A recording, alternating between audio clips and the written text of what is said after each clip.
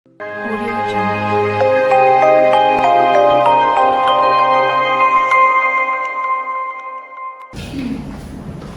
Baik, Assalamualaikum warahmatullahi wabarakatuh. Alhamdulillah kita bertemu lagi pada mata kuliah Sistem Manajemen Basis Data. Ya, untuk hari ini kita akan membahas tentang Entity Relationship. Nah, sebelum kita memulai perkuliahan, seperti biasa, silahkan untuk membaca Al-Quran dulu.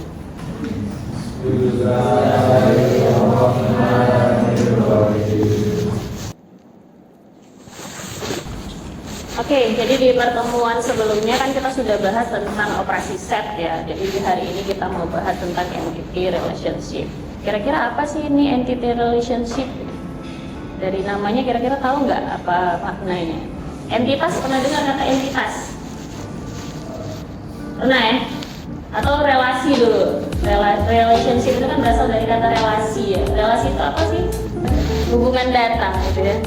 Hubungan data. Nah, jadi di sini nanti ada beberapa hal yang mau kita pelajari. Nah, capaian pembelajaran kita pada hari ini adalah setelah kita belajar pada hari ini, diharapkan mahasiswa mampu menentukan entity relationship model, kemudian juga jenis-jenis entitas. Nah, jadi entitas itu ada beberapa jenis, nanti kalian harus bisa memahami jenis-jenis entitas, kemudian juga atribut dan tipe-tipe atribut ya pada basis data dengan tepat. Termasuk juga nanti kita akan bahas sedikit tentang relasi, tapi lebih dalamnya nanti akan kita pelajari di pertemuan berikutnya. Nah, tadi kita sudah membaca Al-Quran. Diharapkan dengan membaca Al-Quran ini kita bisa lebih terbuka gitu ya, hati dan pikirannya untuk bisa menerima materi pada hari ini. Nah, setelah saya menjelaskan nanti tentang materinya, saya akan meminta kalian untuk menelaah literatur ya, sesuai dengan literatur yang sudah kita sepakati pada kontrak perkuliahan. Kita menggunakan satu bahan ya, ada materi buku ajar basis data. Nah, kemudian selain itu nanti kita akan studi kasus ya. Saya akan berikan nanti beberapa penelitian sebelumnya yang terkait dengan basis data ini, dan saya akan minta nanti kalian untuk bisa menelaah dari penelitian-penelitian tersebut, yang mana sih yang dimaksud dengan entitas di sana, yang mana yang dimaksud dengan atribut, dan mana yang disebut dengan relasi. Nah, itu nanti akan kita lakukan secara diskusi kelompok. Oke. Nah, sebelum kita masuk ke materinya, saya mau review sedikit lagi gitu ya, untuk mengulang supaya kalian masih ingat kemarin materinya untuk pengantar basis data.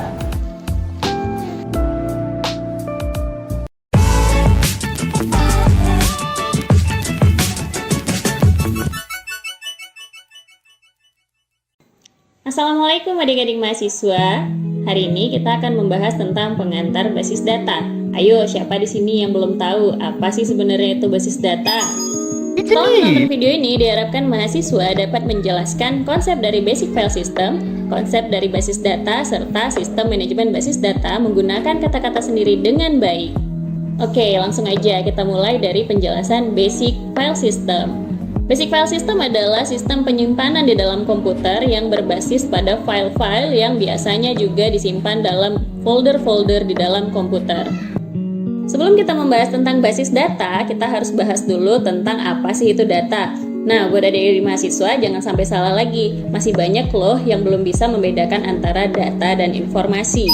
Data adalah fakta yang terdiri dari objek dan kejadian. Di dalam universitas misalnya, yang disebut dengan objek bisa berupa mahasiswa, dosen, mata kuliah, dan lain sebagainya.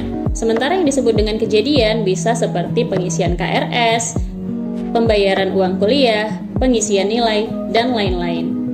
Nah, setelah memahami apa itu data, maka mahasiswa juga harus memahami apa itu basis data.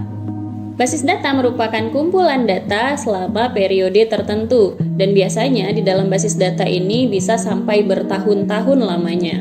Sekarang udah tahu kan apa itu bedanya basic file system, basis data, dan database management system? Nah, udah bisa dong jelasin dengan kata-kata sendiri? Yes! Terima kasih sudah menonton video ini, sampai ketemu di video berikutnya. Assalamualaikum. Oke, nah jadi sudah refresh kembali ya jadi ya dari materi kita yang sebelumnya tentang penjelasan data dasarnya gitu ya, konsep dari data. Jadi harapan saya juga berkaitan dengan materi kita hari ini itu adalah kita membahas tentang entitas. Nah, entitas itu tadi sudah beberapa disebutkan juga ya terkait dengan data ya. Jadi di dalam entity relationship model itu ada tiga hal ya, atau tiga objek yang harus kalian pahami. Itu di sana ada yang disebut dengan entitas, kemudian ada yang disebut dengan atribut, dan juga ada yang disebut dengan relasi. Nah, jadi kalau tadi dibilang data itu bisa berupa objek gitu kan, bisa berupa objek. Objek itu seperti misalnya kalau dalam kasus di universitas ada mahasiswa, kemudian apa lagi? Dosen, terus di video tadi ada 3 loh. Ada apa tadi? Mata kuliah ya. Nah, jadi ada banyak yang lain sebenarnya yang bisa menjadi objek di dalam universitas gitu.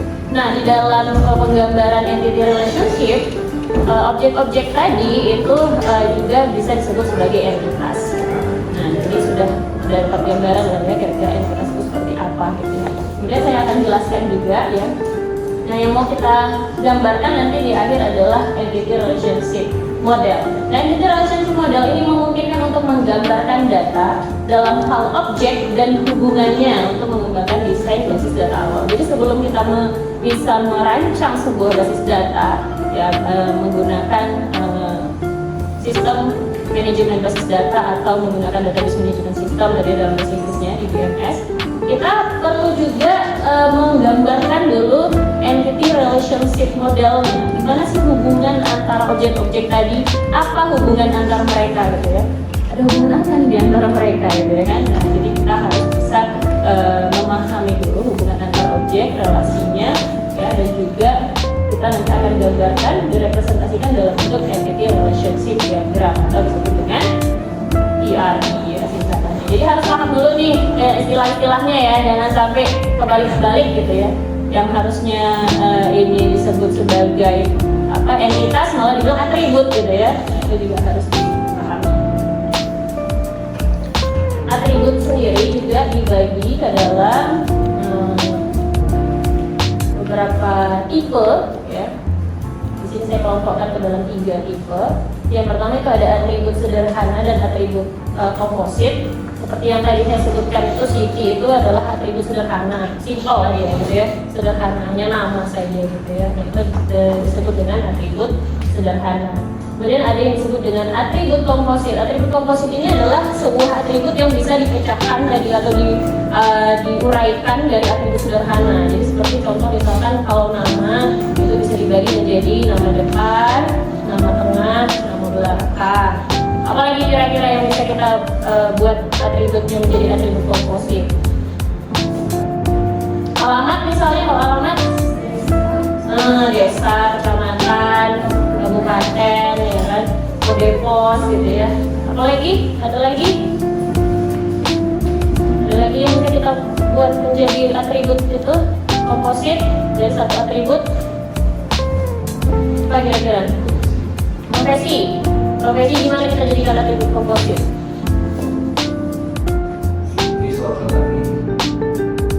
Enggak sih, dia lebih kepada misalnya atribut utamanya yang sederhananya apa, kemudian dia pecah. Apa? Pendidikan. Nah, bisa, boleh ya, bisa jadi pendidikan jadi ya kita pecah menjadi beberapa tahapannya, jadi mulai dari baru lahir belum ada ya, maaf ya, belum ada pendidikannya ya, dari TK, SD, SMP, SMA, 1 dan itu bisa. Nah, kemudian ada atribut bernilai tunggal dan multi nilai. Jadi kalau atribut bernilai tunggal itu misalnya ID dosen, satu dosen hanya bisa memiliki satu ID, itu disebut dengan atribut tunggal.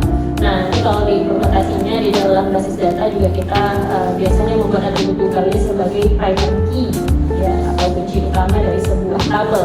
Nah, kemudian ada lagi yang disebut dengan atribut bernilai multi ya, atau bernilai lebih dari satu. Nah, di sini contohnya saya tunjukkan misalkan nomor telepon dari dosen. Nomor telepon dosen itu bisa saja seorang dosen itu tidak mempunyai nomor telepon, tapi nggak mungkin lah ya. Hari ini gitu, mana mahasiswa mencarinya kalau nggak ada nomor telepon gitu. Nah, atau bisa saja seorang dosen punya satu nomor telepon atau bisa punya 10 nomor telepon. Ya barangkali dosen ini urusan sama satu kelas satu nomornya, kelas A ini, kelas B ini beda-beda gitu ya. Nah itu disebut sebagai atribut bernilai multi nilai gitu ya. Kemudian ada lagi atribut yang diturunkan.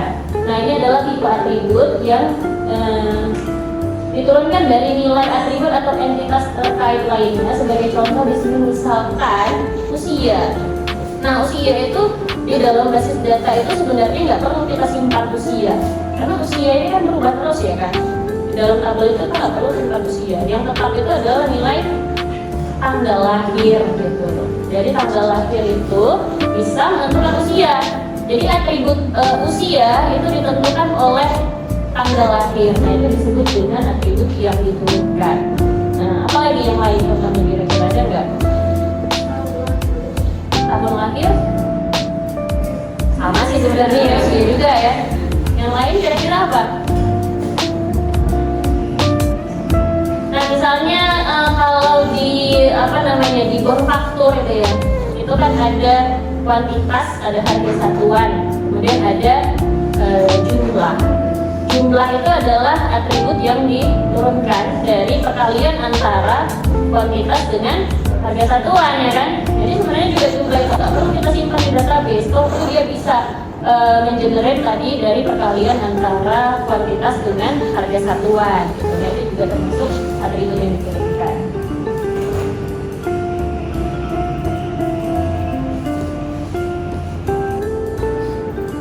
Silakan kalian untuk membentuk kelompok ya. Di sini ada 4 kelompok, kita kelompok 3 orang berarti satu kelompok ya. Nah 3 orang satu kelompok. Nanti kalian bentuk kelompok. Di sini sudah ada 4 artikel jurnal. Ya ini berkaitan juga dengan basis data. Ini penelitian-penelitian yang sudah saya sendiri lakukan juga gitu ya, berkaitan dengan materi kita. Nah, jadi kelompok 1 itu bahasnya tentang manajemen universitas, kemudian di kelompok 2 nanti bahas tentang manajemen pabrik roti, kelompok ketiga bahas tentang sistem penggajian, yang keempat tentang informasi akuntansi.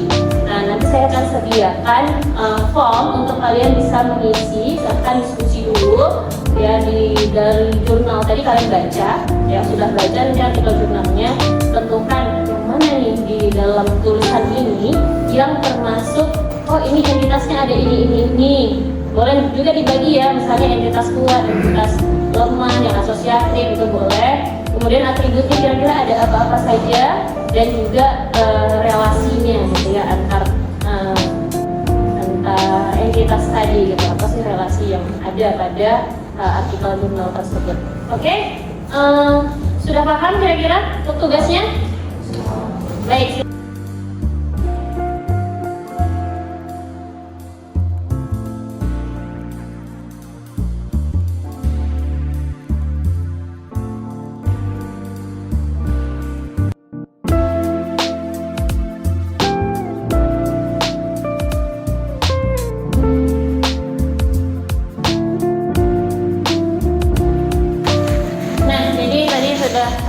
Selesai ya materi kita pada hari ini.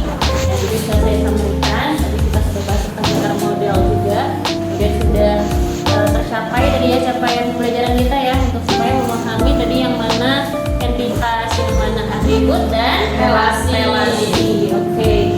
Nah kemudian ada tugas nih ya untuk kalian kegiatan di rumah. Di sini tugas personal ya untuk masing-masing mahasiswa. Cari referensi dari penelitian lain. Tadi kan sudah ada contoh penelitiannya yang berkelompok ya, nanti kalian cari di rumah referensi dari penelitian lain yang berkaitan dengan materi kita hari ini. Lalu jelaskan di dalam penelitian tersebut yang mana entitasnya, yang mana atributnya, dan yang mana relasinya. Gampang ya? Oke, tugas ini nanti dikumpulkan melalui e-learning kita ya, dari e-learning.sudut.id paling lama itu minggu depan. Ada pertanyaan sampai di sini? Sudah ya, oke baik. Kalau begitu kita akhiri ya perkuliahan kita hari ini. Kita akhiri perkuliahan kita hari ini dengan membaca hamdalah. Alhamdulillah. Semoga ilmu yang sedikit ini yang saya berikan bisa bermanfaat bagi kita semua. Assalamualaikum warahmatullahi wabarakatuh.